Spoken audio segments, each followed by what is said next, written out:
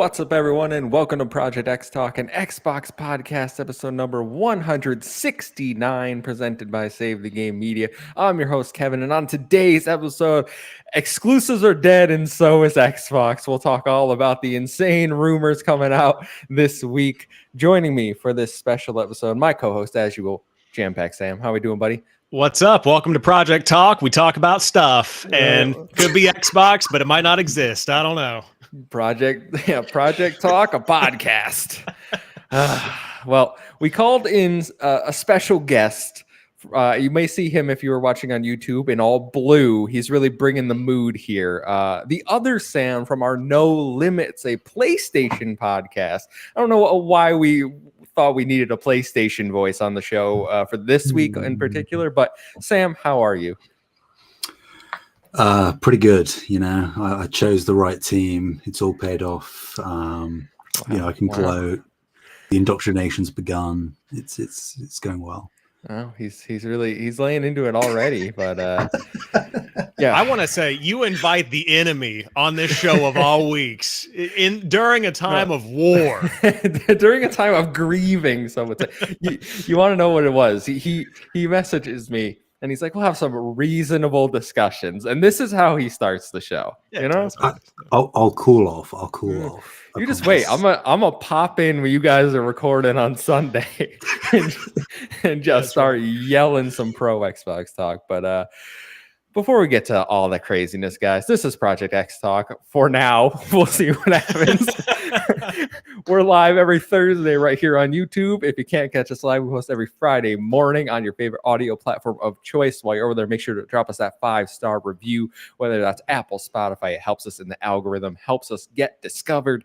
If you want to support us and get early access to Save the Game Media content and bonus post shows, exclusive content over there, like the host versus host. I know we did our fantasy critic. We got other stuff coming up. The return of I Hate My Friends is on the docket. So head over to patreon.com/Save the Game Media. Choose the tier that's right for you, like our current Patreon supporters. So thank you to Fabulous Brianna, Brianna's mom, Brianna's brother, Lindsay, Nikolai at Night, Cypher, Primus, Brendan Myers, Marcus O'Neill, Lillian, Mimi J, David Hotright, Dave Harp, the Xbox Expansion Pass, Alpaca Tom, Lee Navarro, and the good sir. Thank you all for your support. We appreciate each and every one of you. We got the housekeeping out of the way, so let's keep it rolling. We were off last week, so I don't know what's been going on. JamPackSam, what have you been playing, my friend? I have been playing a lot of Remnant. I know that we had talked about you playing Remnant 2, I believe, exclusively. I like how you move the watch play and what you're playing. That's great. Yeah, you got to get him out of the way. But I have been playing a lot of Remnant. So these two games got added to Game Pass. I played Remnant from the Ashes. I am now on Remnant 2. So far, Remnant from the Ashes seems to be better, in my opinion. Really? Yeah, I really like it a whole lot better. I think Remnant 2 is a little bit bigger, a little bit less focused. And so I feel like the original Remnant, for some people, they might like it less, but I liked the almost linear nature of it, of like just grind through, shoot stuff, have a good time. If you ask me what was going on in the plot, got to fight the root. The root's bad. Shoot the root. So that's been what I've been playing for the most part. And then also a little bit of Halo Infinite in ultra wide. And I put that in the dock, but I got a new monitor. I got one of the 49-inch ultra wide Samsung monitors. And so I've been playing a little bit of ultra wide stuff on that. So that's been fun. Yeah, I know Sean Capri over there at the Xbox Drive. I've seen his monitor. It's so beautiful. And I've seen Lee Navarro, one of our patrons in the Phoenix Overdrive Extra Life team. He brings one to Extra Life every year just so he can play on it. It looks so nice. He has like a little command center, man. It's so dope. The first Remnant, is it a roguelite? Like, because the second one has kind of like different elements to that. My understanding is that it is. Oh, okay. I know that there are randomized elements to it, like, as they always throw them in. Honestly, I didn't do a ton of research on it before diving in, and it was just one of those games. I think coming off of Outriders a couple of months ago, it's been nice to kind of get back to a game that has that similar kind of vibe where you don't really have to think about what's happening. You're just shooting stuff. The little damage numbers pop. It just feels good. But yeah, lots of different elements to it. A little bit of roguelike thrown in there. I think Remnant 2 has more roguelike than the original, like way more. And so I'm hoping to wrap that up this weekend, but I'm about probably 3 or 4 hours into 2. Oh yeah, I think I rolled credits in like 14, 15 Yeah. hours. So it's not a super long game. It's fun, especially if you jump into some co-op. But the other Sam over on the PlayStation side, what have you been gracing your television with? I've been playing a whole lot of Suicide Squad Kill the Justice League.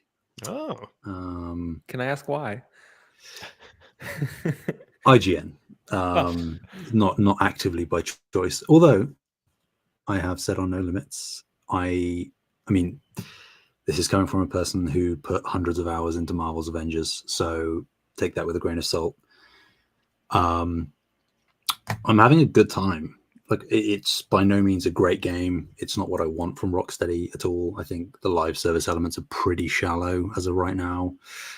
Gets repetitive very fast, but I'm still having a good time. I'm getting close to wrapping up coverage on it, so I'll probably put it down for a few months and then wait till the new content builds up, and then probably dive back in once a few new playable characters are added. And there's other stuff, but I cannot talk about it. I have actually, though, played the Final Fantasy VII Rebirth demo. Ooh, tell me about it. It's shaping up to be real good. If I mean, like an 87, you think, for like? Yeah, I think that's where it caps out. Surely, right? You hope so. No, it's looking to be very good. I famously didn't gel that well with Final Fantasy VII Remake, but I think that at least, I don't know, I think the story or the setup to the story in the demo grabbed me in a way that none of Remake ever did. So that's a good sign, I think.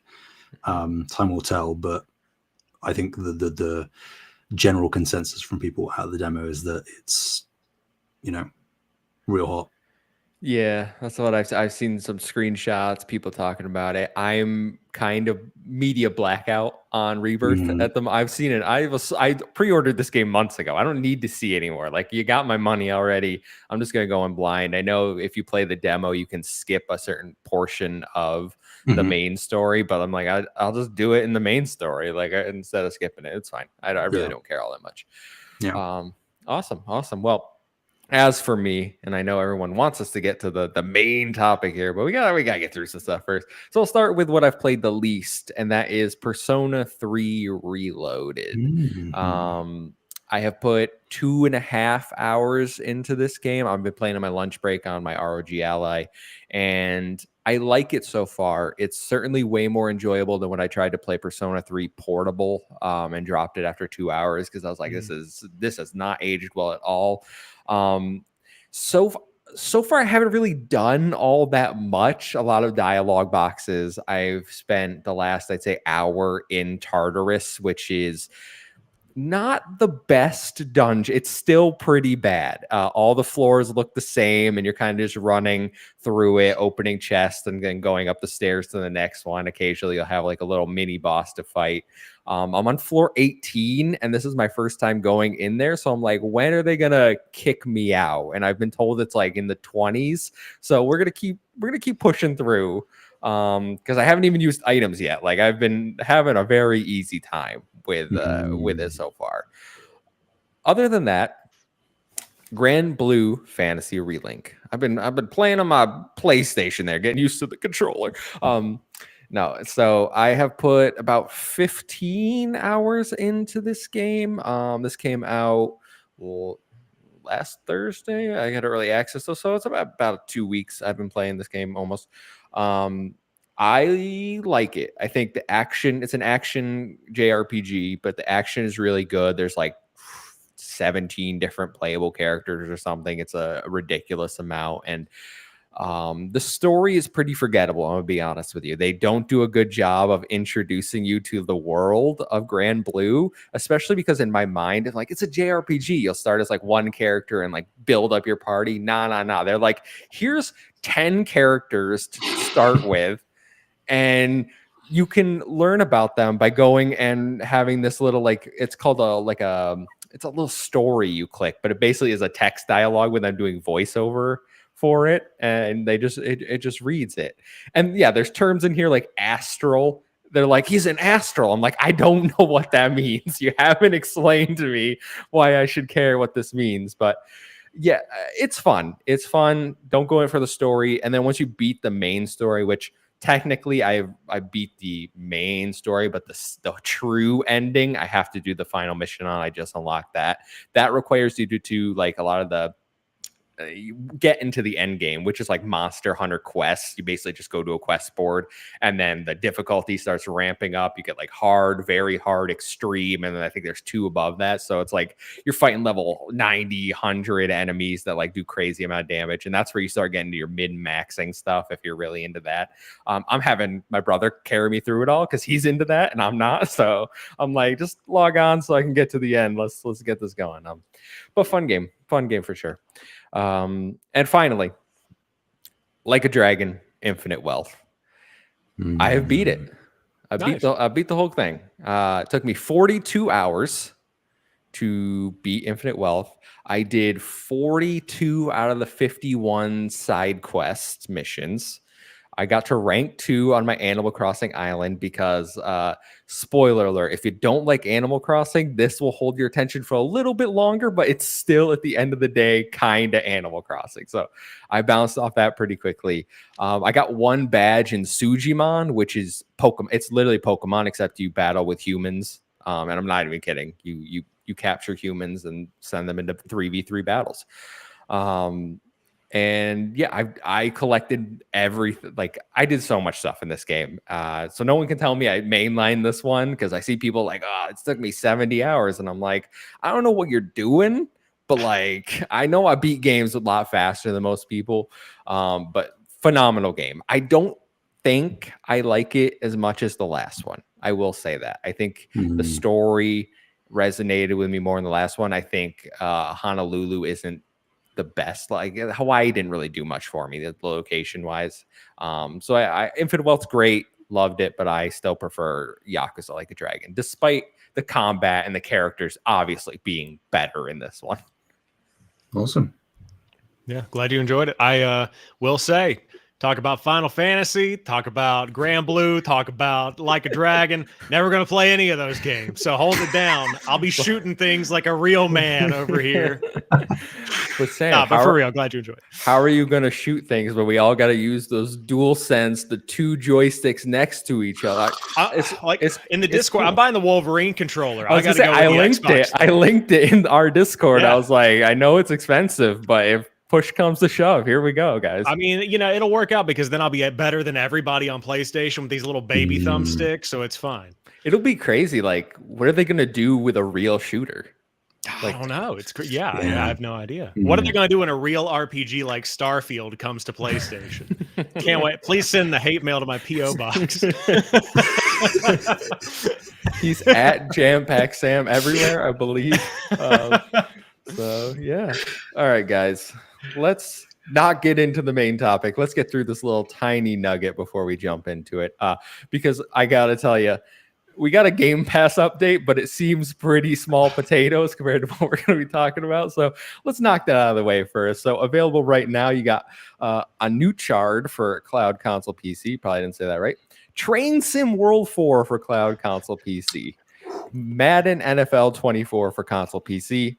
February 13th, you get Resident Evil 3 Remake for Cloud Console PC. February 14th, to celebrate Valentine's Day, you get Bloodstained Ritual of the Night for Cloud Console PC. February 15th, you get A Little to the Left for Cloud Console PC. And Play Up for Cloud Console PC. February 20th, Return to Grace for Cloud Console PC. I'm going to put it out there right now. You guys may have different opinions. I don't care about anything on this list. Yeah, I mean, for me, it's like Bloodstained Ritual of the Night, cool to see on the list. Also, Resident Evil 3 Remake, fantastic. Not as good as 2 Remake, in my opinion, but still really, really good. So good to see them following up, capitalizing on Madden 24 for the Super Bowl. I get it. So it's not a list, like you said, that's for me because I played RE3 and like not really into Bloodstained right now, but that'll be on my list to go to later on in the spring. So not bad, not great. totally overshadowed by like all of the other Xbox news this week. So shout out to the dude that worked on this post. Sorry for your loss, because this one was just gone. You know what's funny is the post wasn't even right, because the post said Tales of Arise, but then they proceeded not to list when Tales of Arise was coming to Game Pass, and then they deleted the whole post. So I'm like, someone messed up. Yeah, it's been a rough week for the Xbox social team. Pour one out for them, because I just can't imagine having to deal with that. But yeah. Sam, any? I know you got PS Plus Extra, but what about Game Pass? Just seems a bit obsolete now, doesn't it? No, I agree. I think Bloodstained is the one thing that sticks out to me.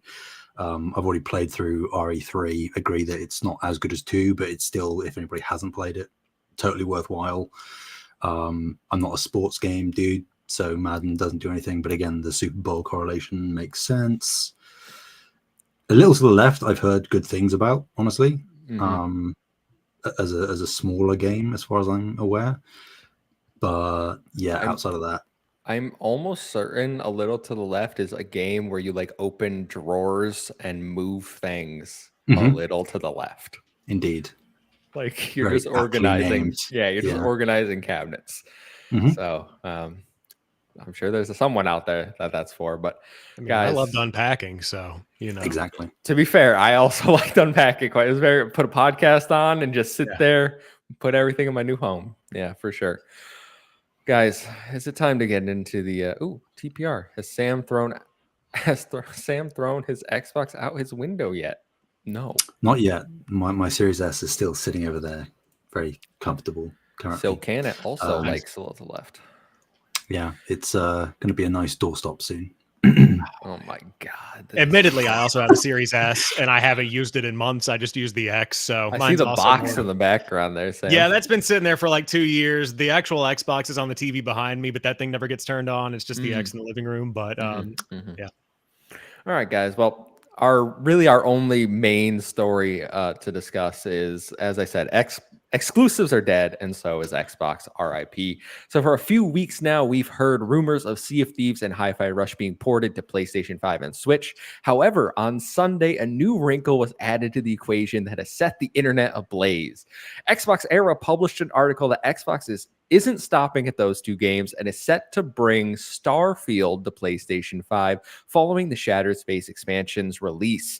According to their sources, Microsoft executives have shifted strategy completely in order to see a quicker return on investment, and exclusives could be a thing of the past.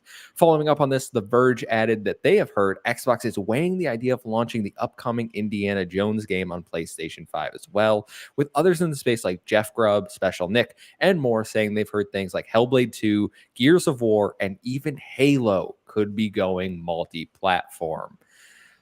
I know I'm going to stop there for now. We have a little bit more that I'm going to read when we get into the time, but I want initial reactions, impressions. How are you feeling about the potential news of no more exclusives on Xbox, these games making their way to other consoles? I'm going to go JamPackSam first. So initial reactions, we've been conditioned to think about things in the console war space, exclusive versus exclusive, comparing these two boxes, tribalism. Like that's how we've all come up. Like as somebody who's 27 years old, that's what I talked about when I was in 6th grade at the lunchroom table, is like, which box is better? Like that's what we did. So initial reaction of all of your good ammo is now going over to the enemy box. You're like, oh God, this is the end. Like they're actually giving up.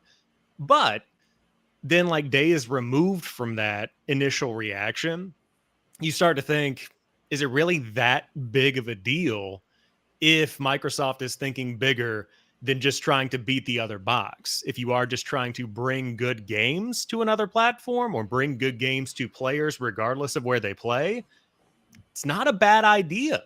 It just depends on how they play the game. So that's my initial reaction. I can go deeper, but I know we've got a lot of conversations to have. So that's my initial thought. Yeah. Okay. Sam over there, No Limit Sam, I should say. What you're obviously more, you have everything, but you more lean PlayStation, as we've alluded to on this show. What was your initial reaction? Because I know you and I had some back and forth in the Discord privately. It's real interesting. I think, as with pretty much everybody, I reacted initially with shock, particularly with just how quickly all of these articles and stories and sources were coming out of the woodwork, seemingly, and it was just seemingly getting worse and worse, and bigger things were being said. So shock, but if I'm being completely honest, I can't say I'm surprised. I think the writing on the wall has been there for some time in some capacity.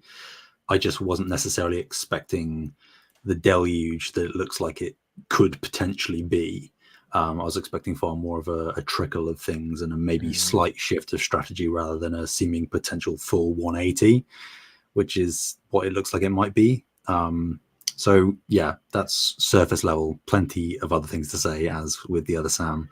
But yeah, just not the kind of news I was expecting to be talking about going into this week, for sure. Yeah, it certainly took me by surprise. I was playing Infinite Wealth, wrap that up on Sunday, and then I get on Twitter and see everyone freaking out, and I'm like, what's going on? So I started digging a little deeper, and I think the story really evolved. Monday, we got even more details as I was speaking to like The Verge, and everyone else started talking about like, oh, I'm hearing Halo now, and no one really has any concrete details. It's always like my source is telling me this, but it's either they're weighing up the option, which means they haven't decided yet, or it's this game's going to come, but no other details. Like, are games going to be timed exclusive? Is it going to be day and date on other platforms? There's going to be no exclusivity at all? Like, what is going on? And so I think my overall reaction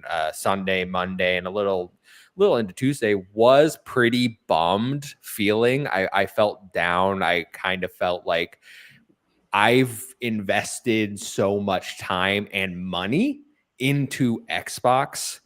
And in my mind, and I don't know if you guys can feel free to give me your thoughts on this, but and this is where we can start going a little deeper probably, but in my mind, if worst case scenario, and I have no idea if this is what's going to happen, worst case scenario, they say no more exclusives at all.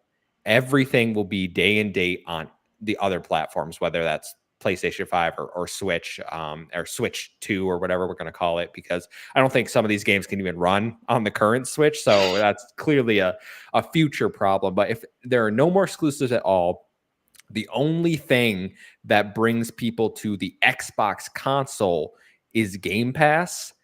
To me, I do not think that is enough to continue with Xbox hardware. I don't see Microsoft feeling like they're going to keep making hardware. Like, why would people buy an Xbox if there's nothing they couldn't get anywhere else? Like, if they could get a PlayStation and buy the game over there, is Game Pass a big enough draw? Is the immediate first thing went into my head. Like, if Game Pass isn't enough for people to buy consoles, then they're not going to make any more consoles, and then all my games are going to go away. That is my biggest concern. Like, worst case scenario. I don't know if that's going to happen, but that was my like worry for Monday for a lot of it. I was very like, this is an awful idea, Xbox. Like, no exclusives at all would kill Xbox, in my opinion. And I don't know if I'm off base. So, Sam, you're looking at me. Am I completely crazy here? I mean, I don't think that it's crazy to feel that way. I think that the way that I see it is that if the games come day and date, that is more worrisome than a timed exclusive. I think that the idea of exclusivity going away doesn't concern me, but I agree that there has to be a reason to have an Xbox. And for me, I think in my personal gaming life, having Game Pass is enough to warrant me buying and playing on Xbox, because a lot of what PlayStation is bringing now, like Helldivers, multi-platform in PC world, so I can just play that wherever I want. But I don't feel compelled to go out and buy a PlayStation right now, even after God of War Ragnarok Horizon, because I have so many things that I have playing on Xbox. And so with Game Pass, it just bundles so many big games, especially now with ABK coming into the fold.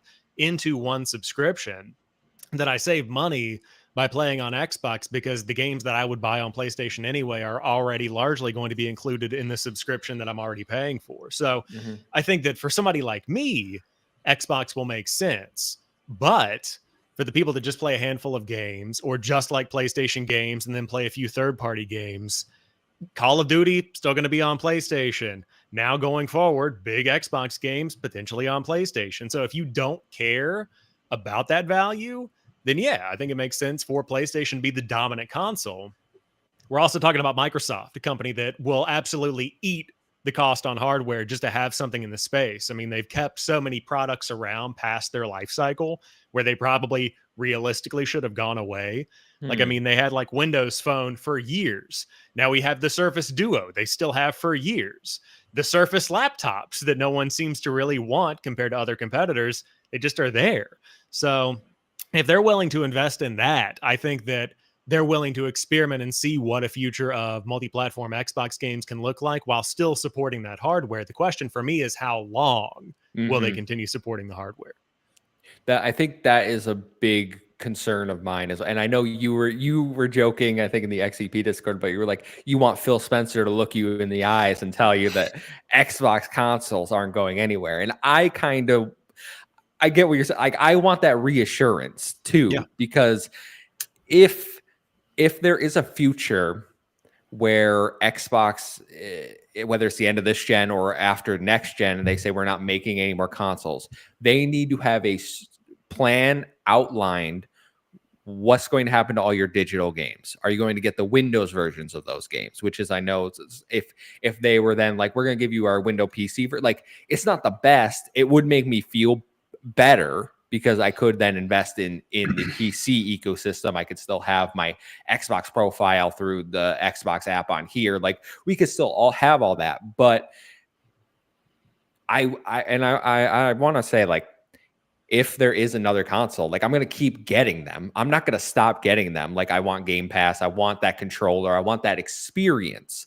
My whole concern was worrying, no more exclusives. Do other people feel enough that Game Pass is enough of a driver for them to buy a console instead of just going to PlayStation? And maybe I'll bring Sam in now to get his thoughts on that.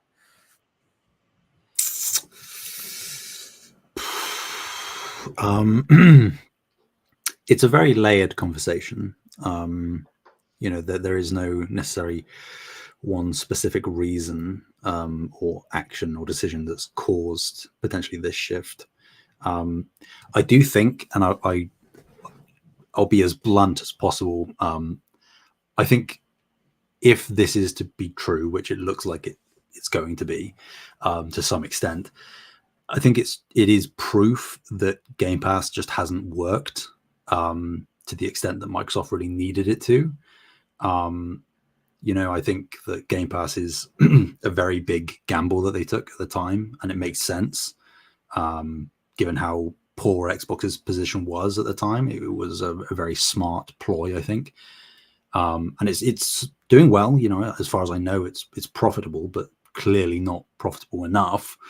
I think here's what I'm expecting to happen. I would say that, and this is a personal opinion, and feel free to question me if you think I'm wrong. I would say that whether it's announced next week or not, I'm not sure, but I think that going forward, anything out of ABK is multi-platform day and date. I would also, I have changed this since we spoke in the Discord, Kevin, because I said that Bethesda maybe be timed exclusive. I actually think it serves Microsoft better to make Bethesda games day and date as well. But I do think that first-party studios that are actually Xbox game studios outside of publishers, Bethesda, ABK, I think that those can remain first-party exclusive. So by that crux, you still have the core Xbox franchises that are available on Game Pass, of course, and exclusive to the console. You still get Bethesda and ABK games in Game Pass. But, and the reason I say Bethesda, because I shifted my opinion on it, is not saying that this is going to happen, but if, God forbid, there were to be another Redfall situation, if it's not day and date on other platforms where you're trying to maximize profit and exposure to the IP, that's presumably why they're doing this. If that's not day and date and a game flops, there is absolutely no reason to port it at that point, because the sentiment around that game will have soured and therefore the sales won't happen. And by proxy, that game will then get stuck on Xbox. And if that happens a couple of times, like Redfall, then there's going to be further brand damage to Xbox, as that's where the bad games get stuck, you know? And PS5 and Nintendo Switch 2 get all the good ports. So I think that if they're going as risk averse as possible, which seems to be the reason they're making these decisions, I think day and date for the publishers that they've brought under their wing make sense. And I think that Game Pass is enough of a lure in that decision, because put it this way, I'm not going to buy Starfield when it comes over because I didn't vibe with the game. That's personal, of course, but I will absolutely pick up Hi-Fi Rush. I would buy Pentiment if it came over. I would buy Indiana Jones for sure. I wouldn't necessarily be swayed to buy into Game Pass because, again, I'm ingrained in PlayStation. I already have the Series S, so if I want to play something with Game Pass, I can. But the platinum trophies, they speak to me, Kevin, as you know. But I think that for more casual consumers, if they're having to make $70 purchases for the PlayStation games without any other option, of course, because it's not day and date on PlayStation Plus or anything, and then now $70 purchases, or maybe slightly variable, but still full price purchases for Xbox games on PlayStation, you're going to get the Xbox splash screen when you're booting up any of those games. And if Xbox is smart, they can market it that, yes, these games are available elsewhere and you can pay full price for them, but still, if you want, you don't need the console, you don't need a Series X or Series S. Eventually, you can stream through cloud. They're probably going to work towards a dongle or something like that. There's a potential handheld SKU kind of thing. We're going to get to the point where you really don't need the console for it. And I think that the $15 a month or whatever that is going to be subsidized by this additional income from full price purchases on other platforms, it's going to sustain Game Pass as it exists for existing Xbox customers. I think that realistically, outside of the tribalism, as Sam was saying earlier, there's really, I don't think, too much of a problem for Xbox fans that are on the platform. I get the sentiment that this can help sustain Game Pass more, and that this money will be funneled to the Xbox consumer. And what you're saying, I think, well, let me bring in Phil Spencer here, because he tweeted the following in response. He says, quote, yeah, he's on the call. Phil, live exclusive, guys. He's not waiting until next week. Okay. Phil said, quote, "We're listening and we hear you. We've been planning a business update event for next week where we look forward to sharing more details with you about our vision for the future of Xbox. Stay tuned." In response to that, Terabo in the Discord wrote in, "What do you guys think about Xbox taking their time to speak to fans?" JamPackSam, I'll throw this over to you in a second, but I have heard from other people that this event was actually planned for perhaps the spring, and that these leaks are coming from people within Xbox that aren't particularly happy with the direction that this is going. I've seen some people speculate that this is sort of a power struggle between Microsoft executives like Amy Hood and Tim Stewart and Satya, and then Phil and Sarah. And this is all speculation. But Sam, what do you think? We're getting a business update next week. I don't think it's going to be like the developer direct. Just got to feel it. It's not going to have that kind of vibe, but we don't know when it is next week. Hopefully early, because I think people are losing it. But what do you think about Phil tweeting this? What do you expect from the business event? And is it okay for them to take their time after seeing the reaction on social media? I mean, I think the reaction on social media is what forced Phil's hand to tweet this. We all know that. That's not a shock to anybody. But I think that had he not tweeted it, we still would be in this, not that we aren't already, but we would still be in an even worse complete turmoil in wondering what's happening. And the fact that Xbox still hasn't been able to move that timeline up a little bit more, like I would love a, hey, give us till Friday. And in 5 days, we're excited to share whatever. But I do think that it's obviously an important turning point for Xbox, no matter how you cut it. And it's either going to be a small turning point or it's going to be a 180, like Sam was saying earlier, where it is, maybe next week they come out and they say, hey, year timed exclusivity for all Xbox games. After that, they're coming wherever we want them to go. And in the meantime, you can play them on Xbox or on Xbox Game Pass. Small pivot in the grand scheme of things, not that big of a deal.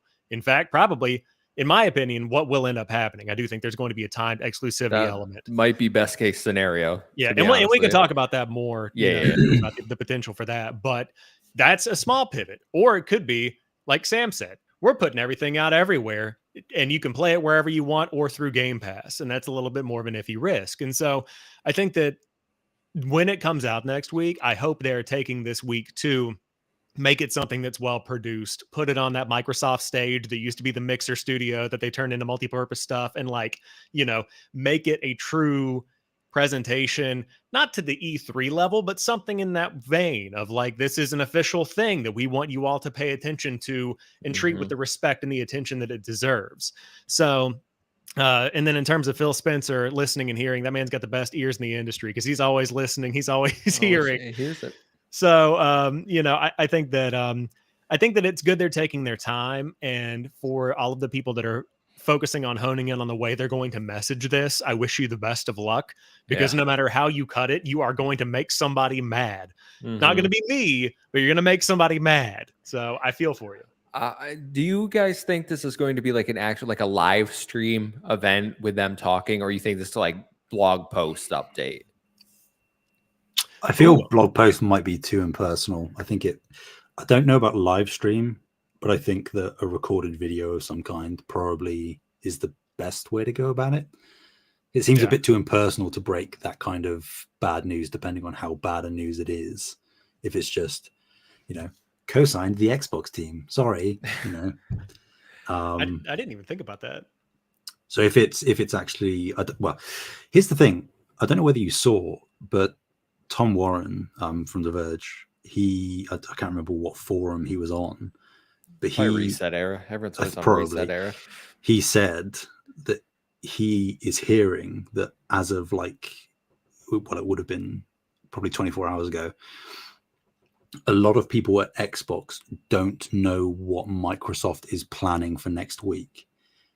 So I don't know whether I'm extrapolating from just his phrasing, but that makes it sound more like it's actually a Microsoft event.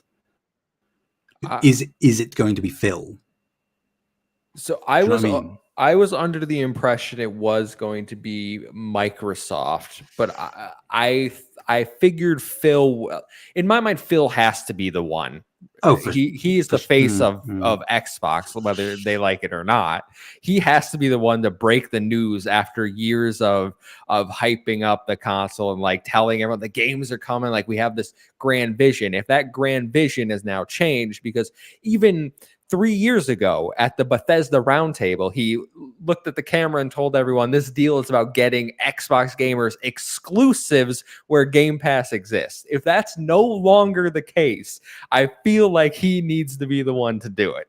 And it doesn't have to be his decision. Satya and Tim Stewart could be sitting there being like, we need a return on investment a lot quicker because this ABK deal, like, we've done the numbers. It's not math in the way we need it to math. We've had 2 years in court now. Like, we need to get our money back. So I'm thinking video was my first thought. Some sort of video presentation, but it can't be wishy-washy, vague language. It has to be some sort of concrete, and this is where I get worried. I don't know if you guys feel this way. I get very worried that they're going to come out and not give the specifics. They're not going to say ABK games day and date, Bethesda games year exclusivity or day and date. Xbox first party studio exclusive, or those will come out at a later date, or we're only bringing our back catalog, like the Master Chief collection's going. But if you want to play Halo, whatever's after Infinite, then you need an Xbox. Like, I feel like that specificity is required. But then again, I don't know, because there's so many permutations. Like, even if they think of everything, someone's going to be like, well, what about this? You forgot to address this. So that's why I'm like, they need to do it, but it's going to be difficult.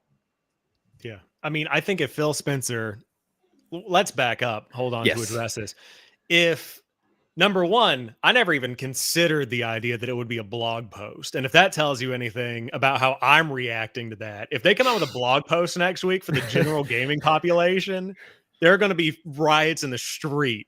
But that point aside, assuming that it's going to be some kind of video update, if the Xbox splash screen starts up and like Satya or Tim Stewart walk out on the stage, dude, that is not good. Like, that is not a good look at all, because then that means Phil doesn't have buy-in. And when Phil doesn't buy into something, that's when I get concerned, because I trust in Phil Spencer's decisioning. Even if it is something he co-signs with other people, I still trust him to be the rep for the Xbox community. So that would be a big concern to me. But in terms of the direct messaging, there has got to be a cohesive, straightforward strategy for Bethesda, for Xbox, for ABK, because they're all Xbox. You can't treat things differently. Now, I say that Call of Duty is a very different beast than something like Hi-Fi Rush. Redfall is different than Starfield. Starfield is different than Elder Scrolls 6. Like, these are all different types of games, and Phil has said they'll all be handled on a case-by-case basis. Now, he was speaking in the context of Bethesda at that point, ABK at that point. But I think that we are at a point right now where there has got to be some cohesive strategy of, you can expect these games to come to Xbox here and PlayStation here if we're doing this multi-platform thing. Anything beyond that, like your example of Halo, Master Chief Collection comes to PlayStation today. Go play it now. Halo Infinite, still on Xbox. The future of Halo, also on Xbox. That's a shitty strategy, because I don't know where I can play anything at that point. So, like, they've got to hone in on that type of thing to keep people in line, because otherwise, even for like the people that aren't watching this podcast or in these conversations, how is Joe Schmo going to know, man, I love Master Chief Collection on PlayStation. Where can I play the new one? Oh, it's only on Xbox? That sucks. Is it coming to PlayStation? You ask me? I don't know. Maybe. Who knows? So, like, there's no straightforward way in that kind of, when it becomes a legacy title. Oh God, yeah, like that. To my point, you got to have some kind of straightforward, like, this is what's happening. Everybody gets it, whether they like it or not. You know what's happening. I get that, and I don't think Microsoft's or Xbox's marketing and communication is the best. And we criticize Nintendo and PlayStation because they don't talk to us, but sometimes we criticize Xbox because they say things, but what do they mean by what they say? That has been a talking point for years now. And maybe if Satya is the one delivering the news, it'll come across, people won't like it, but maybe he can be more straightforward in saying, I don't like exclusives, so we're not doing them anymore. We'll continue to make hardware, and if you want Game Pass, that's what the hardware, like, that's the draw. I would worry about that, as I've made it very clear, but we need something like that. In my mind, I would love, after the presentation, just a little chart breaking down what studios are doing, what, where are they going? But that's a little into the weeds for me. I'm looking for a business presentation almost, and I don't know if that's what the general gamer wants.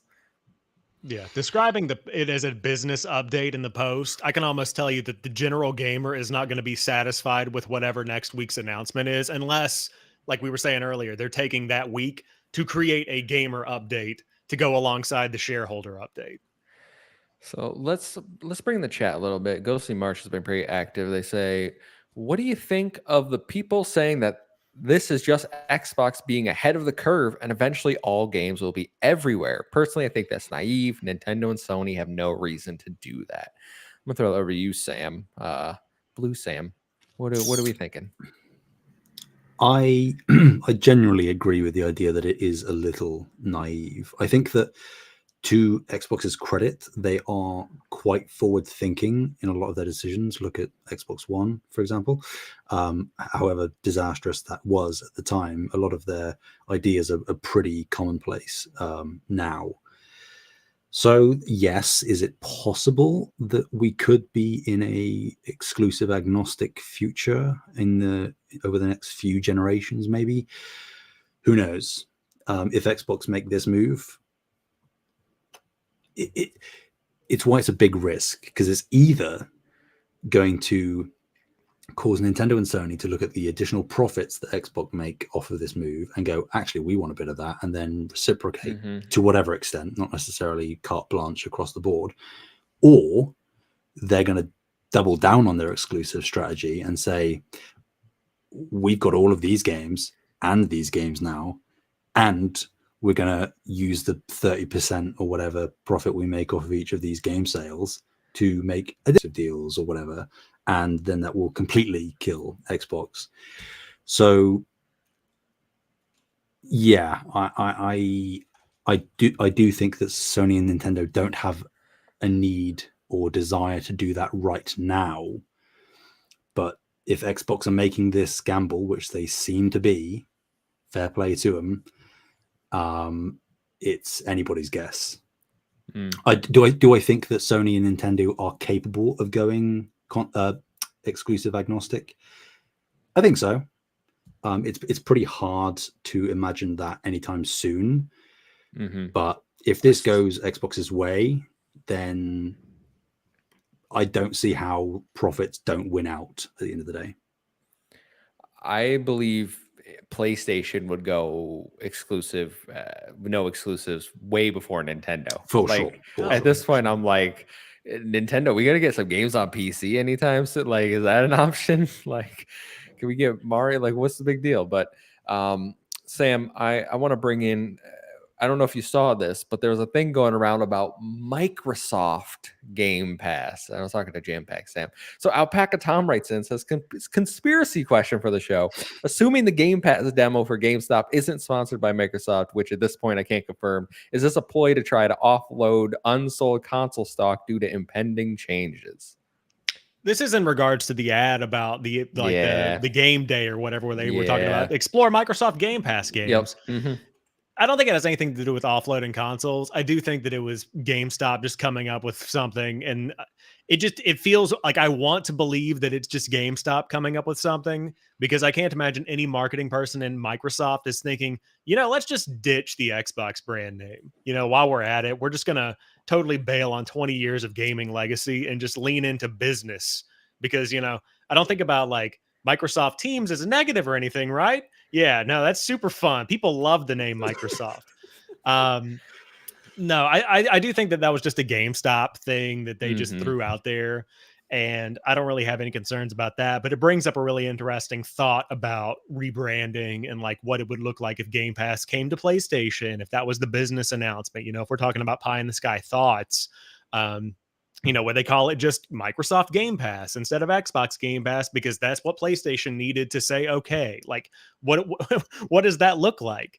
So it was more of an interesting thought experiment than anything, but I don't think it's indicative of like trying to offload console stock or anything like that. No, I thought that post was funny, and I said, like, this is either a typo or an awful rebrand. And what I thought was funny was down in the bottom right-hand corner, it had the Xbox logo and the Microsoft logo. And I was like, okay, so clearly, like, they're not rebranding, because why would they have Xbox still on the thing? It's like, this is a GameStop. And I think Jez Corden said as much. Regarding the unload consoles from, and this is unconfirmed, I did see a report today. The source was not like super credible. It was one of those Reddit gaming leaks and rumors things, so take this with a grain of salt. But I saw one of those that said that PlayStation has reduced the amount of consoles they want to make in Q1 this year, and apparently Xbox has told them to stop making consoles in Q1 because they didn't sell over the holidays, so they have like a back stock. And I don't know how true that is, like I said, but it made me think about, like, they had Series X for $350 over the holidays, right? Most places. They had Series S. They were giving them away. They were like $120. You can walk out of the store with this. Like, we don't even care. Take it. So if they didn't sell over the holidays, which I think hardware for last quarter was like up 3%. It's not great. It's up, but it's not great. If they can't get the consoles to sell during the holidays at an extremely discounted rate, maybe they do say, like, this is another feed. This was feeding into my concerns. Like, maybe hardware isn't for us. Maybe nobody's going to buy it anyway, even when we're giving them away. Yeah. I mean, it's a difficult thing because the way that I see the hardware issue is that it's a software issue, even this far into the generation. Because looking at PlayStation, like, people know the name God of War, people know the name Spider-Man, people always play Madden and MLB in these games, which MLB is also on Xbox. But, you know, going back to the point about having one general gaming box, people know the games that PlayStation makes. Mm-hmm. If you come to somebody and say, hey, do you want to buy an Xbox? And they say, cool, what games are coming out in 2024? Oh, well, you got Hellblade. And they're like, oh, what's that? I have no idea what that is. What, did you play Starfield last year? What's that? I've never heard of that before. Well, let me tell you, Redfall's good now. And they're like, what is Redfall? No one knows what these games are. Now, don't get me wrong. I'm not saying they're bad games, but they don't have the recognition to drive net new hardware sales. That's the problem. And so hopefully games like Indiana Jones will do that. But even then, you can't compare Indiana Jones as a name to saying Xbox has an Indiana Jones game coming out. PlayStation has a Spider-Man game. These aren't comparable. Like, the general casual player that just wants to play a video game is going to go with PlayStation every day of the week based on that face value 9 times out of 10. Mm-hmm. That's the problem with turning hardware, is they don't have the software to make it happen right now.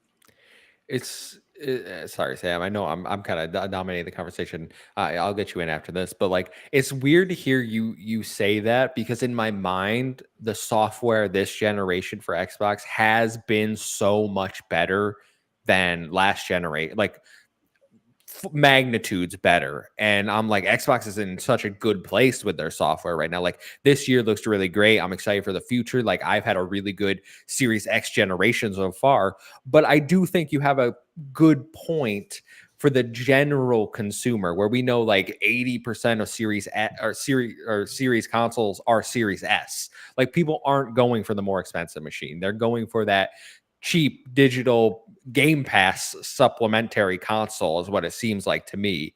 And whether they really dig the new IP or not, it's not breaking through like things used to do in the, like Halo. When Halo 2 came out, you heard about Halo. When Halo 3 came out, everyone needed a 360 for Halo 3. Correct. And Starfield, I think, was supposed to be that. And I think I like Starfield a lot. I know you liked it a lot. I know you didn't like it a lot. But I think that was supposed to do it. And to a certain extent, it did. Like, it increased console sales, it increased subscriptions.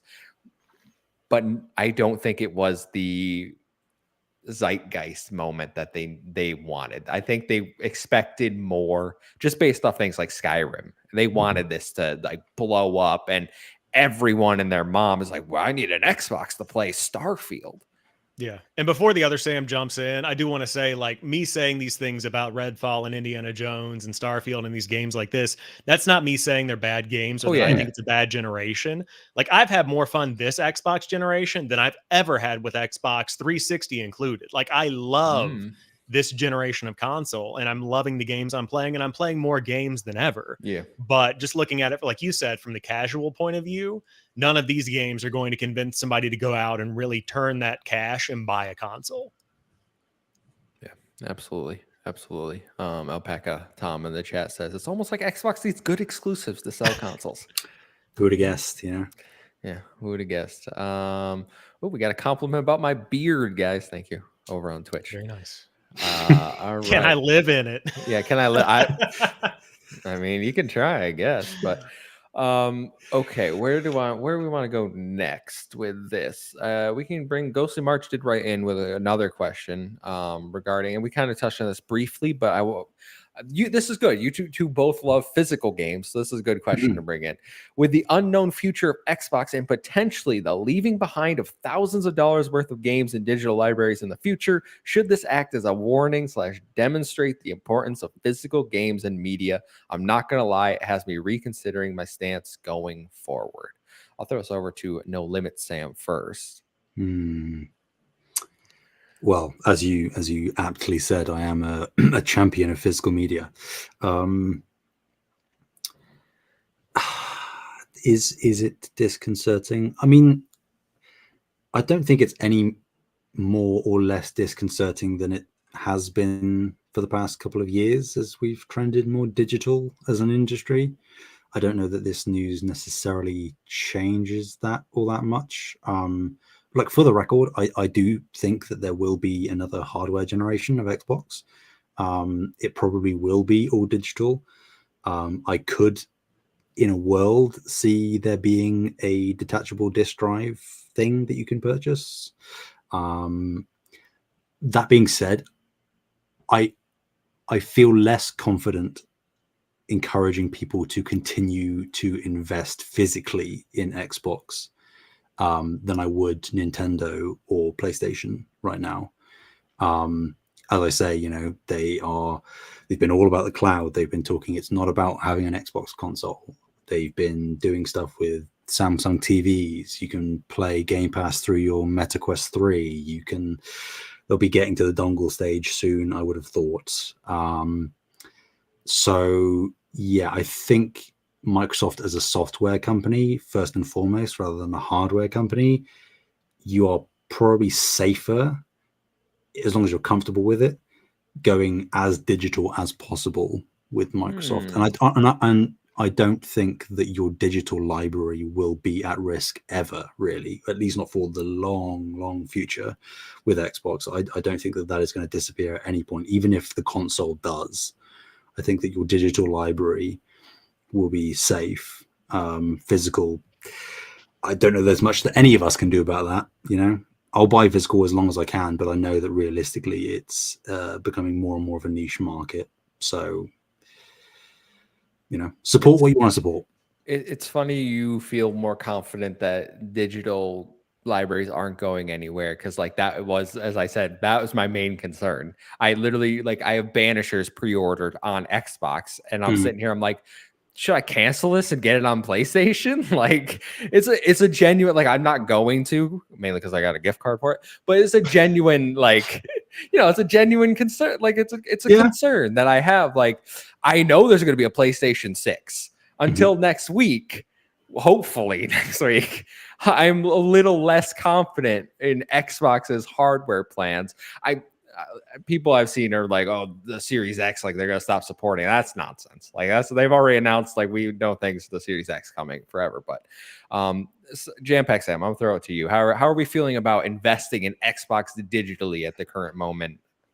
So I agree that there's going to be another Xbox console. I would say there are probably going to be multiple generations of Xboxes. The question is, what form do those take? I really do think that they're going to continue in the hardware space, because even if all of their games go multi-platform and they bring everything everywhere, still having a place you can control and say, this is where you can get the Xbox experience, I think brings a lot of value. As somebody who also has traditionally bought physical where I can, now if there is an ease of access element there, then sure, I'll buy digital, whatever. But as somebody who buys a lot of physical Xbox games, even from this generation, I can say over the past 2 weeks, I am leaning more into that digital space, because how much do physical games even matter that much anymore in a world where day one patches and that kind of thing take the value of a physical disc out of the element entirely. Like with Nintendo Switch games, a lot of carts have the entire game on there and you can play it inherently. Some discs have that too. But if I said, oh, I want to buy physical games, I'm going to go buy Suicide Squad this week. In 10 years, when that game shut down, it's not going to matter at all. It's going to be gone. Now, there might be an offline mode, that kind of thing, but the game itself, the full experience, you don't own that. It just lives online. And then when it's gone, it's gone. And so whether I spend my $70 on a piece of plastic and glass that makes me feel good, or I spend $70 on something that has the same type of value at the end of the day, in the digital space, it's still me spending $70. I'm still getting the game that I want. And neither of them are really going to have that much weight whenever the servers go offline in 10, 15 years, because that's going to happen with everything. That's just the world we're living in. So I think that the realization that Xbox could go away, even conceptually, and then on top of that, thinking about things like Game Pass shifting around, like in my mind, that makes Game Pass a little bit more valuable for me, because then if I'm thinking about buying digital games that are going to be gone eventually, might as well rent them through Game Pass if I'm playing things. And I know like that's coming from a physical guy. I like feeling the disc. I like having the boxes. I like looking at the shelf, but also like I'm not going to shove my hand in the sand and pretend it's head in the sand and pretend it's not happening, because that's the reality we've got. Yeah, and Xbox seems to be exiting the physical space faster than like we know a few weeks ago we saw Walmart getting rid of their Starfield copies, right? Like I've seen posts of in GameStop's back end that a bunch of smaller games have now canceled their Xbox versions because I don't know why, but there's certainly physical concerns with Xbox. It doesn't seem like that's a market they want to support. I know certain like indie devs don't even publish physical games on Xbox because you have to print a certain amount of copies that they're never going to sell on Xbox. So they just don't even bother doing it. Alpaca Tom in the chat says, my Funimation purchases are gone and not transferred to Crunchyroll. Legit concern. And obviously he's talking about Sony, not PlayStation, Sony, that owns both Funimation and Crunchyroll, rolling Funimation into Crunchyroll, but your digital purchases from the Funimation are now just gone, which I think sucks. Like that's a horrible decision. I think people should be upset about that. Well, the first mistake was watching anime. That's where you went down the wrong path. Thank you. And then you should have known. I'm just that it legitimately sucks. I had to take my pick, but yeah, that tune into sucks. Anime Cast, part of Save the Game, part of Save the Game Media's podcast network, guys. You want me to guest on that one? By all means, you can lose the entire audience. No, I think. So right now, like I'm still feeling good investing digitally in PlayStation. A little less so on Xbox, but not like enough that I'm overly like I'm not going to stop doing it because, like you guys said, if I had to be realistic and get the doom and gloom out of my head and look a little more realistic and not pessimistic, I think there will be another Xbox and some way to continue playing my digital library, whether that's PC or some new thing they come out with. Like I think my account will continue to exist. I can't see Microsoft being like, we're shutting it all down. Like that would be wild to me. I mean, put it this way, even if it's worst case scenario, DEFCON 1, everything is multi-platform and Xbox hardware is going away, Microsoft then becomes the strongest third-party publisher in the industry. And they're still going to want an in-house, as we kind of alluded to, they're going to want an in-house way for you to play those games. They're going to make everyone sign up for Xbox accounts. And then when you boot up the game on PlayStation, you got to sign into Xbox. There you go. And then your profile will transfer over. I have no doubt about that. And therefore, you'll still be able to access your full digital library. I think that is realistically, with the acquisitions that they've made and the commitment that they've seemingly potentially going to make to being more third party, I think that only solidifies the idea of your digital library as an Xbox player, regardless of what decision they make in terms of hardware, that it's going to stick around. Yeah, no, I do. Well, listen, if they went fully, if they do go fully third party, obviously, like they should realistically make enough money that like we don't have to worry about, is Game Pass sustainable anymore? Like, is Xbox gonna fail? Like, we saw their I know we didn't talk about it because I was sick last week, but their financials, like Activision Blizzard, boosted their financials like 40% across the board, right? Which is what they were projected to do. So they're making more money. Mm-hmm. Yep. If they're able to support the Xbox platform at the money they're making now, then having more revenue, it doesn't make sense to cut the platform itself. Especially when they buy another publisher. Don't speak that into existence. And then they can lay off more of that staff. Jeez. It's been a run. That's been we haven't even talked about that story. I don't know if we're covering that on this week, but it has been something to see the FTC come back in for season 4 of this drama that we're living. But before we move off of the stuff, I do want to reiterate something I heard on Kind of Funny that really resonated with me this week, is that the idea of timed exclusive, day one exclusive, whatever it looks like, or excuse me, timed exclusive or just day one everywhere. Like if you're spending $70 for 10 games a year that are all coming from Xbox anyway, I still think there's that value proposition that can still win out with that, having that box, and Microsoft knows that. And I think that reinforces the idea of keeping the box around for at least another generation to test and learn and see what happens. I think that might be what they're betting on if they do go fully multi-platform. If it's like a experimental phase, like we were talking about, where certain games are going, like Activision Blizzard or whatever, then I think it's more just we need more additional revenue, and hopefully this is enough to sustain Xbox. But we'll see what happens. One question before we get into the listener questions, and we can touch on the FGC thing if you guys want. I didn't have it in the show notes, but we can briefly talk about it. If you had to bet, is Phil Spencer here in a year? JamPackSam. It's tough to say. I've been thinking about it a little bit this week. And I mean, looking at even on the flip side with Jim Ryan, we went through the FTC trial. We fought back and forth over this thing. Phil Spencer guided the end of the worst era of Xbox, which, by the way, if Xbox didn't end during the Xbox One, it sure as hell isn't ending now. But, you know, you guided through the end of the Xbox One. You had this redemption arc with Game Pass and the Xbox Series X and S. You successfully closed ABK. What a legacy to like leave on right there. And if I was in his shoes, I know he loves gaming. I know he loves the gaming community across the board and being a part of that. But like, I'd be tired, you know. I wouldn't blame the guy for leaving after all of this. I do not think that it's him leaving in a I'm done, throwing in the towel, I give up kind of thing, unless there is this internal schism like we've been talking about where he's getting fed up with Microsoft leadership, which I don't think is the case. But I wouldn't be shocked to see him gone in a year. I think at that point, Sarah Bond just fills that void, and she's as close to a Phil Spencer as I think we've had in terms of the way that the mindset is, and in terms of the approach that she has with the games and the platform and that kind of thing, from what we've heard her say.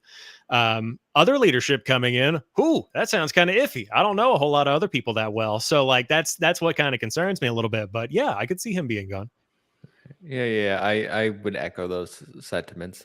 Sarah, also a big fan of Sega. Just something to throw out there. Bad omens this week. Sam, what would you think? Who would have thrown it out? You know, who would have guessed the PlayStation guy potentially being a bit more pessimistic? I don't see a world where Phil is still around in a year. I think, you know, again, on a slightly more pessimistic side, Xbox have taken quite a few bad PR blows in the past couple of years. There's been some loss of faith in the community. And I know you just said, Sam, that you don't necessarily align with the idea that maybe there's some infighting between Microsoft and Xbox. I am of the mind that there is. Because like the way I see it is that 2024, as we've alluded to, is set up to be quite a strong year for Xbox, whether it's now exclusives or not. But first party output is looking pretty strong, the strongest it's looked in quite some time. The way I think that they're probably reading it, because I'm like, from everything that Phil has said, I don't think he's eager to potentially go third party multi-platform. That's not the vibe I get. So I think that we're talking about wait till next year. We're talking about the dominoes being set up, right? And this is the year where it's going to happen. Hellblade coming in a couple of months, and it's like, just as we get there, there's now this. We have the developer direct last year. Hi-Fi Rush comes out, critical success. Then Redfall happens. Phil has to take that on the chin, bear the brunt of the criticism. Everyone's saying fire Phil. He's like, I'm overpaid for my job anyway, yada yada yada. I don't remember that quote, but he did. He said on the Kind of Funny interview. He said, I remember him saying that. Oh, really? Yeah. And then, you know, developer direct this year, very strong developer direct, and then this news happens. I think they're on the cusp, ideally, of really turning a corner, not necessarily completely shifting the console space or anything in terms of sales, but just public perception of Xbox as a brand, and what they are capable of putting out. You know, Hellblade looking particularly stellar. I think that even if there's only a slight portion of this multi-platform third-party thing that's true, I think, like you said, Sam, Phil has an incredible legacy of realistically saving Xbox from going extinct around the Xbox One generation. I think he would want out, because I don't think that this is his vision. I think that he has been saying a lot of play anywhere and we want our games to be everywhere, but realistically he's been quite gun shy about fighting back against Tim Stewart and Satya's comments about consoles and what we thought of as previous competitors. He's been trying to retort those comments, and that alludes to me that there's some dissent of some form. And whether it's him leaving because he feels like he's kind of been outvoted, or God forbid Satya kind of ousts him, not that we'd ever necessarily know either way, I feel like now is probably the best time for Phil to go, whichever scenario plays out, and Sarah to sort of ascend up. It's not part of the question, I also don't think that Matt Booty is going to be around for much longer either, personally. Well, I think we all are wondering how he's still there, to be honest with you. Well, I mean, you said it, not me, but yeah. I've said it before. That was the name that came to mind of, like, if it's not Sarah Bond, it's oh God. No. Yeah. Well, to go back to the infighting thing, I think that the way that I see it is, my question is it miscommunication and a lack of alignment, or is it actual infighting? Because that's the Tim Stewart comments where that directly contradict the strategy that came out a couple of weeks ago. It's like, was that just he didn't read an email? Was that like a misunderstanding of the way that he wanted to be presented on that show? Like those kind of things, versus Satya and Tim Stewart, Phil's got to go. That kind of thing, which again could be the case. I also think that now we're dealing with a company that's so big, it's almost impossible to move it in one direction at the same time, where everybody's got slightly different angles on things. And if everybody's not aligned, which is more difficult when you've got such a big group of execs and leaders, you're like, I don't even know. How do you maneuver that from a PR perspective? It just seems impossible to me. Yeah. And I think I don't know about Microsoft and Xbox fighting, as I said, it could be viewed that way. I think Bethesda and Xbox might have some. I think Pete Hines, the more I think about Pete Hines' email where he was kind of mad, why is ABK allowed to be multi-plat, but we're not, and you don't want to give Todd at the time, I didn't think much of it. I was like, okay, he's a little ticked off from a marketing perspective. And now I'm like, was he just ticked off and screw this, I got my money, I'm leaving, I don't like anything that's going on back here? These are things we're never going to know unless there's a tell-all in years down the line. But with that note, welcome Jim Ryan, new head of Xbox. Yeah, what a coup! Yeah, in a year. Okay. All right, guys. Sam, I know you brought it up. The FTC is still fighting to undo the ABK deal, and they're really. They're trying hard. I don't think anything's really working. I know Xbox laid off a bunch of people. As we discussed on our last episode, 1,900 people were laid off. That's seemingly continued this week, or it was part of the original ones. But Toys for Bob, I know, was a big talking point this week, where there was some misinformation about the studio being closed down. The headline is technically correct. Their physical studio, the office, is closed down. Toys for Bob still very much exists, just in a smaller space. I think they're getting pushed in with Sledgehammer or something. I read something like they're both relocating to a smaller space. I don't know if it's the same space, but I see the FTC now trying to use these layoffs to undo it, saying they were promised that they were going to act independently, and now Xbox is not letting them do that, and they're firing everyone. So undo this deal. Is there more I'm missing? No, I was just going back to look at the Polygon article, but the accusation here is that going into the merger, Microsoft portrayed it in a way that Activision would still be able to function as its own entity if it was undone. And so the FTC is alleging that now, because these layoffs have occurred, then the staff that was there previously makes this a company that would be inoperable if they were to have to divest once again and get out of the ABK business. And so Microsoft's response is they were going to lay off most of those people anyway, effectively. And it still can function independently is pretty much Microsoft's response to it. And so I think that the FTC will continue fighting this as they do with every big merger acquisition. We just happen to pay attention to this one more because it is in a space that we all listen to and cover and are attentive to.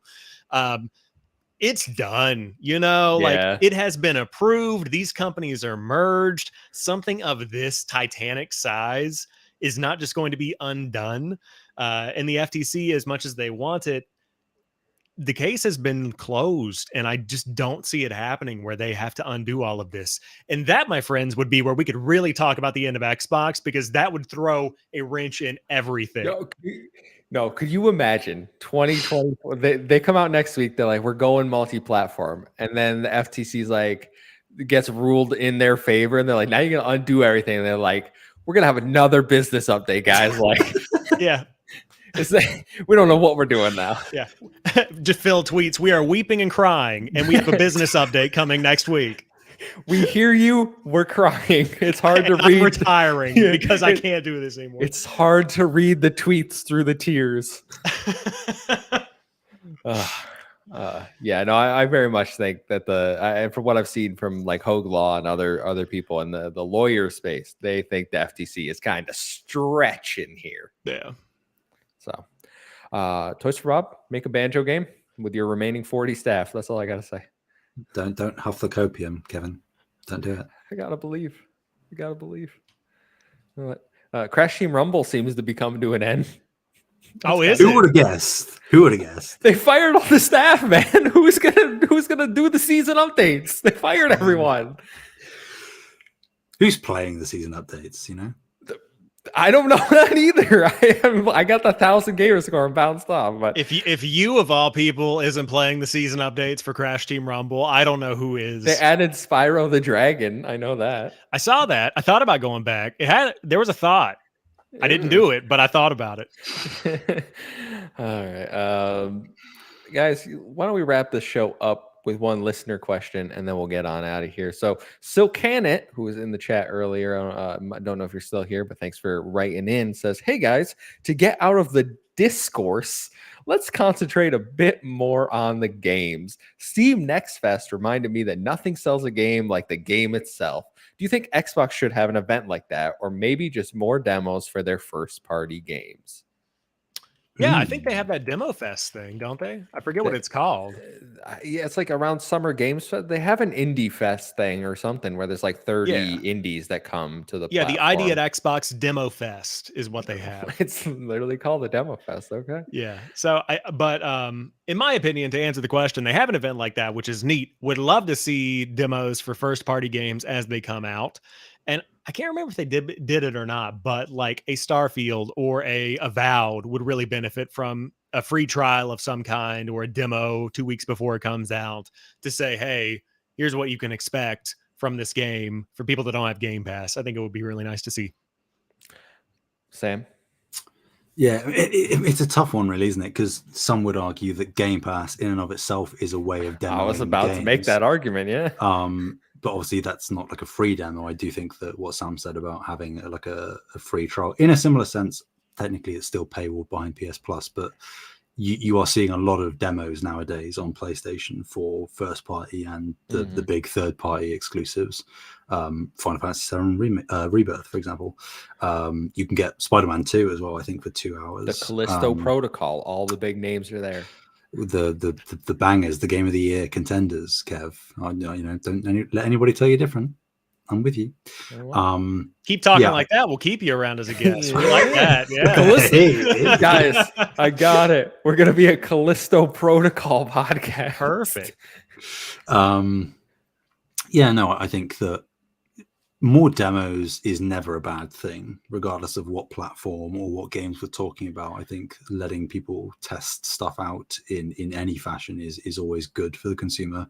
And just in general of like them saying letting games speak for themselves, I think that, you know, it could be too early to say, it could be being overly optimistic, but I think that in terms of the specific first party output from Xbox, it's looking over the next few years stronger than it really ever has, in terms of variety and ingenuity and quality.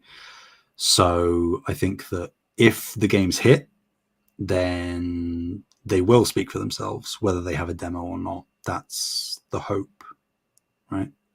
I was gonna say you're only saying that because they're coming to PlayStation now.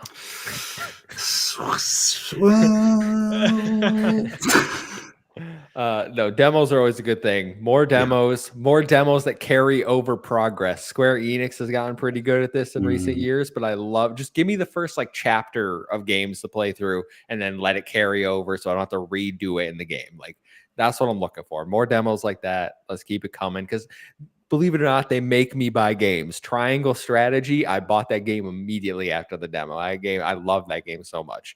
These things work. Let's do it. Yeah, I agree. Kind of nostalgic too. I love a good demo. Just makes me feel like a back in the day, you know, at the Target kiosk with my neck at an 85-degree angle. Like yeah, I'd love to see that. Yeah. That's what we need more of it. I think society as a whole went down once the necks started. Yeah, I think that we should protest Target and make them raise the Switch demo kiosk TV up at least 3 feet to where I have to look up and get spinal issues. There's 2 Switch kiosks at my Target. There's not an Xbox one. There's not a PlayStation one. There's a one where you can play it in handheld. They have Switch Lite, regular Switch, and you can just play. And then they have a giant like 80-inch TV with little cushions that you can sit on with like a group of people and play Switch demos. And I'm like, what's going on here? Yeah, very cool. Still too low. Need to raise that thing up. Still too low. Yeah, ceiling. All right, guys, that'll do it for our show this week. Thanks everyone for hanging out. If you haven't, make sure to subscribe to the channel, hit that like button. And I'm gonna start with our guest this week. Sam, where can everyone find you if they want to hear more of you? Anywhere and everywhere at Sam Heaney, Heaney. And you can go check out No Limits, a PlayStation podcast. Also that too. Save the Game Media. Yeah, the primary podcast on this network now, right? Wow. I don't know. We'll sort out your contract after this. All right. Okay. JamPackSam, where can people find you, my friend? Yeah, you can find me, JamPackSam, everywhere there is content, making stuff throughout the week. And as always, right here every Thursday, talking all things Xbox or all things. Who knows what the future has in store? We'll figure out next week. I don't know. All things. Yeah. I'm looking forward to breaking down the business event with you next week. But until then, you can follow us at Save Game Media over on X and Threads. I'm getting a little more active on Threads. It's still not my first thought to go to Threads, but I'm trying. All right, I'm trying. You can follow me at the Muffin Mon on those platforms. It's 1-7I and 0-7A. Until next week, we'll see you.